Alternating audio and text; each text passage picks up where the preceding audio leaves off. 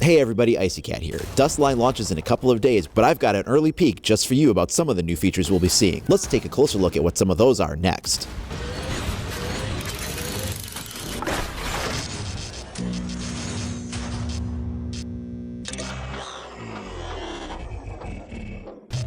The official Dustline patch notes were released today, and you can get a closer look at what some of those are by going onto the official Ubisoft website. However, in the meantime, let's take a close look at what some of the things I discovered while I played were that you'll be excited about. First up, we've got the long-anticipated ability to change your weapon loadout on the operator selection screen. If you go down to your weapon, you'll see the customize option. You press the button there, you'll go in here and you can choose any of your attachments. You can choose a different sight, you can set up a different attachment if you want to put a foregrip on or change it from a compensator to a flash hider or a silencer or anything like that.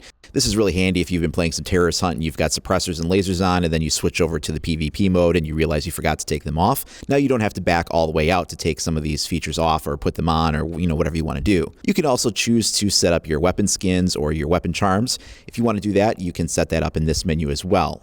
One thing that's always been a little frustrating is in a game where you can shoot bullets right through walls and other materials, you've never been able to penetrate the glass on car windows. It's been, pretty much invincible and bulletproof. Not anymore. You can now shoot through the glass as you would think that you can. The first shot will, crack the glass, and the next shot will shatter it out and remove it completely. And you can see here that this makes for setting up some extremely efficient ambushes. The defenders have a few points where they can do this, like down in the lower garage of the bank, but mostly this is going to be a really good advantage for the attackers because the vehicles are on the outside of the maps. They will be able to set up positions where they can fire into the building through open doors or windows, and they'll have the body of the car covering them. There's still a couple of instances of bulletproof glass left in the game, but since this example is on an armored truck, I think that actually makes sense.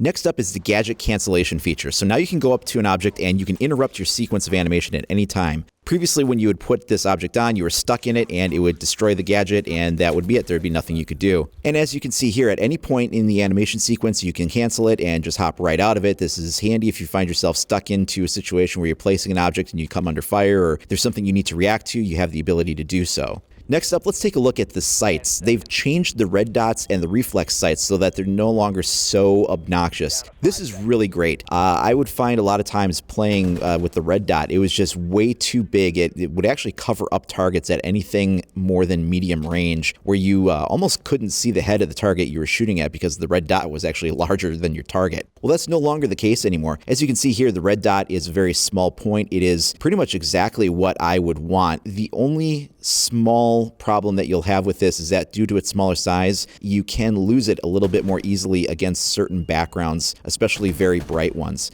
Given the choice between having that or having it the other way where it was actually obscuring the target I was aiming at, I would happily take this any day of the week. The same thing is going to apply to the reflex sight. You'll see here it is much smaller. There's a far more precision target. You're no longer going to be covering up what you're shooting at. You're going to be able to get good lines of sight on anything that is downrange of your reticle.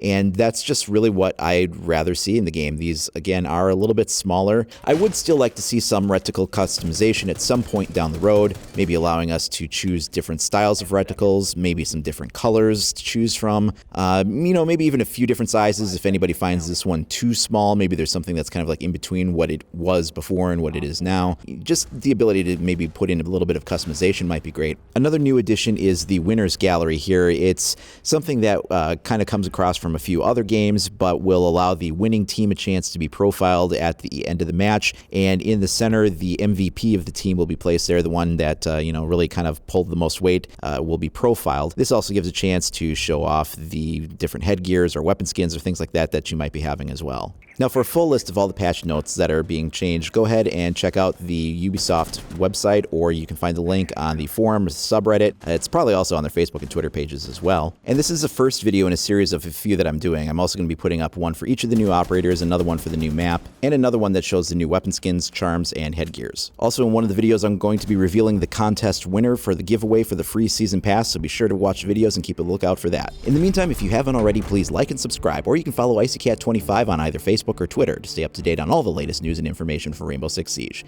Thanks for watching, everybody. We'll see you next time.